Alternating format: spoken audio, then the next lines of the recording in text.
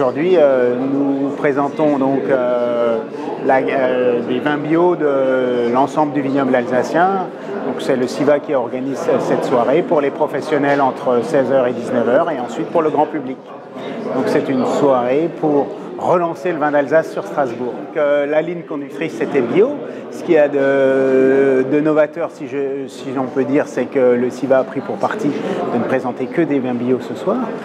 Mais autrement, ce qui est nouveau aussi, c'est qu'on s'adresse au grand public, c'est qu'on veut remettre le vin d'Alsace au cœur de Strasbourg, rappeler aux consommateurs alsaciens qu'en Alsace, il y a des très bons vins, il n'y en a pas qu'ailleurs, et qu'ils consomment de nouveau les vins régionaux. C'est effectivement un tirage au sort. Chacun a la chance chacun participe, enfin peut participer au tirage au sort, et quand on n'est pas retenu en ayant une table, on peut également présenter, en tout cas à Paris ce soir, j'ai pas l'impression, on peut présenter un vin sur un mur de façon à ce que les gens puissent aussi goûter d'autres vins sous forme de free tasting. Probablement, il y a effectivement une évolution qui est importante dans ce sens-là. Le législateur va éliminer beaucoup de produits conventionnels et le bio deviendra certainement la norme. Maintenant, le bio, je pense que quand même, il faut y croire un peu. Il y a quand même plus de travail à la ligne, il y a plus de travail manuel.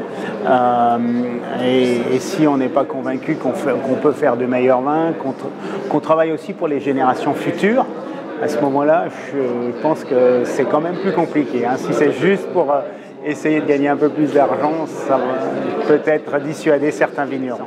Le bio, c'est quelque chose dont on parle depuis quand même au moins une quinzaine d'années. Les premiers essais, c'est vers 2005-2006. En 2009, quand on a commencé à vraiment sentir que c'était quelque chose qu'on maîtrisait, on a donc signé le cahier des charges avec EcoCert. Et le premier millésime certifié donc, date de 2012. La valorisation des vins bio, je ne peux pas faire une réponse complètement positive. Les vins bio se vendent bien. Certains opérateurs, ou certains clients le comprennent que ça a un coût, parce que le coût réel à la vigne, à la cave, est de l'ordre de 25%, 20-25%, voire 30%. Ça, on ne répercute pas systématiquement sur tous nos vins.